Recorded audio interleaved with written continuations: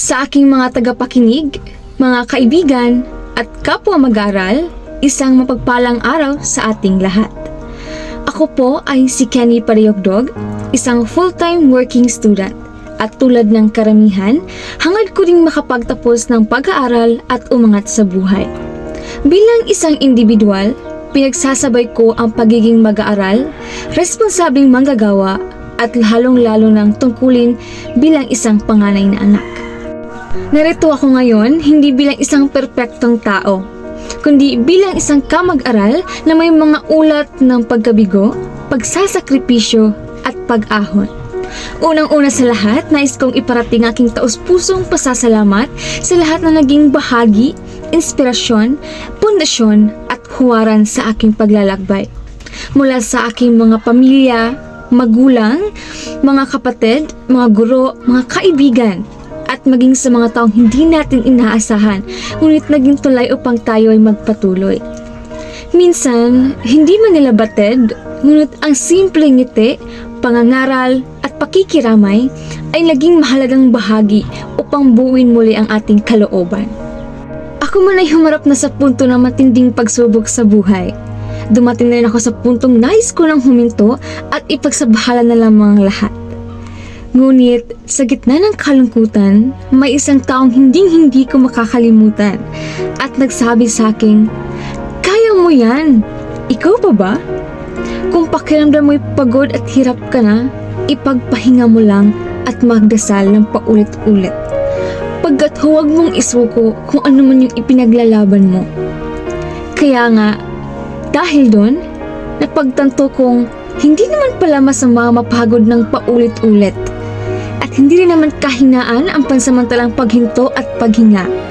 Dahil karapatan nating pangalagaan at unahin ng sarili. Sapagkat sa dulo, sisikapin at pipiliin mong ipaglaban kung ano man yung sinimulan mo, lalo pat habang buhay mo itong matatamasa. Kaya bilang isang mag-aaral, nais kong ipaalala na ang bawat pagkakamali ay bahagi ng proseso. Ang bawat bagsak na marka ay hindi nangangahulugan na tayo ay bigo. At bawat hamon ay isang motibasyon para magpatuloy at tumayo sa sarili nating mga paa. Dahil ang tunay na tagumpay ay hindi nasusukat sa dami ng medalya o parangal, kundi sa tibay na iyong kalooban at tapang sa pagharap ng hamon sa buhay. Hindi ho madali ang pagiging ganap na individual na may dala-dalang responsibilidad. Ngunit pagkatandaan, ang bawat hirap ay may kapalit na ginhawa at bawat gabi ng pagod at pagluha ay magbubuga ng umagang kay ganda. Kaya habang tayo ay may pagkakataon, mangarap tayo. Mangarap tayo ng mataas na sasabayan ng sipag, tiyaga at pananampalataya. Hindi mo kailangang maging perpekto para magwagi.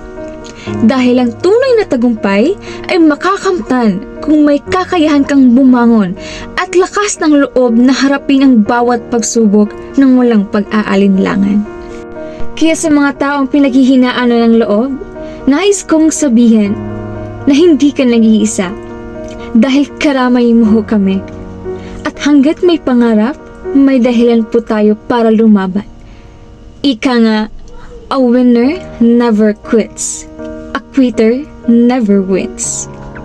At naway ang lahat ng ito'y magsisilbing inspirasyon sa bawat hakbang na ating tatahakin. At dito lamang ako nagtatapos. Maraming salamat sa buong pusong pakikinig. Mabuhay tayong lahat.